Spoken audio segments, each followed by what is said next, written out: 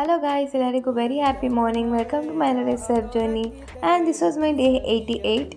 Literally ನನಗಂತೂ ಗೊತ್ತಿಲ್ಲ ಮನೇಲಿದ್ದರೆ ಏನಾಗುತ್ತೆ ಅಂತ. ಒಂದು ರೊಟೀನ್ ಅಂತೂ ಫುಲ್ ವರ್ಸ್ಟ್ ರೊಟೀನ್ ಆಗಿರುತ್ತೆ. ಸೀರಿಯಸ್ಲಿ ಪ್ರಾಪರಾಗಿ ಊಟ ಮಾಡಲ್ಲ ಆ್ಯಂಡ್ ಕಾಫಿ ಟೀ ಅಂತೂ 3 ಟೈಮ್ಸ್ ಆಗೋಗ್ಬಿಡುತ್ತೆ, ಸಮ್ಟೈಮ್ಸ್ 4 ಟೈಮ್ಸ್ ಆಗಿರುತ್ತೆ.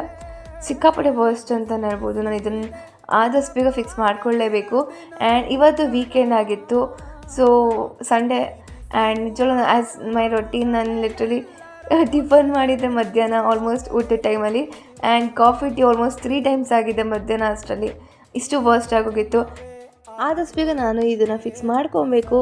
ಆ್ಯಂಡ್ ನಾನು ಕೂಡ ಇವತ್ತು ಇಶಿಕಾಗ ಅನ್ಸಿಕಾ ಬರ್ತ್ಡೇ ಸೆಲೆಬ್ರೇಷನ್ ಇತ್ತು, ಸೊ ಅದಕ್ಕೆ ಅಜ್ಜಿ ಮನೆಗೆ ಹೋಗ್ತಾಯಿದ್ದೆ.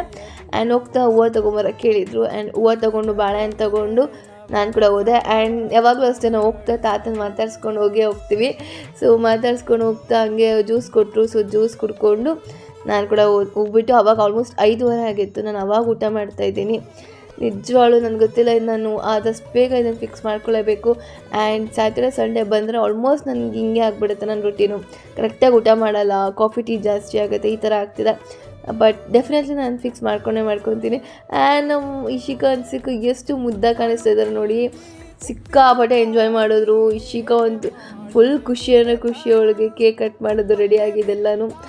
ಸೊ ಎಲ್ಲ ಕೇಕೆಲ್ಲ ಕಟ್ ಮಾಡಾಯಿತು. ಆ್ಯಂಡ್ ಎಲ್ಲರೂ ಸ್ವಲ್ಪ ಜನ ಕರೆದಿದ್ವಲ್ಲ, ಸೊ ಊಟ ಎಲ್ಲ ಮಾಡಿದ್ರು. ಎಲ್ಲರದ್ದು ಊಟ ಆದಮೇಲೆ ನಾವು ಗಿಫ್ಟ್ಸ್ ಎಲ್ಲ ಕೊಟ್ವಿ. ಆ್ಯಕ್ಚುಲಿ ಇದು ವ್ಲಾಗೇ ಬರುತ್ತೆ, ಅಪ್ಲೋಡ್ ಮಾಡ್ತೀವಿ. ಅದು ಬಂದಾಗ ಒಂದ್ಸಲಿ ಚೆಕ್ಔಟ್ ಮಾಡಿ ಏನೇನು ಗಿಫ್ಟ್ಸ್ ಎಲ್ಲ ಬಂತು ಅಂತ. ನನ್ನ ಡೇ 88 ಕೂಡ ಕಂಪ್ಲೀಟ್ ಆಯಿತು. Love your self, believe in your self, take care your self. ನಾನು ಮತ್ತೆ ನೆಕ್ಸ್ಟ್ ವ್ಲಾಗಲ್ಲಿ ಸಿಗ್ತೀನಿ. ಬಾಯ್.